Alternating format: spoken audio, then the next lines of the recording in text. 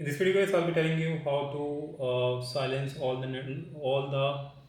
notification on your iPad. To do that, you can tap on just scroll down and tap on this bell icon.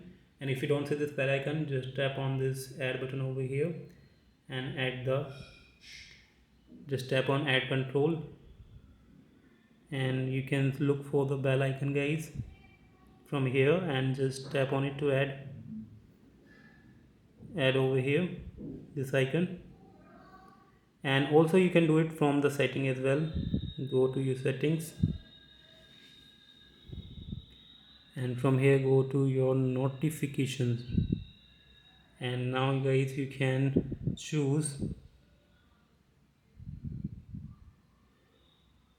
notification. Once you are in notification, you can choose which notification you want to allow, or there is a sound option as well. You can tap on the silence mode, so it will, guys, silence all the notifications. So that's how, guys, you can do it.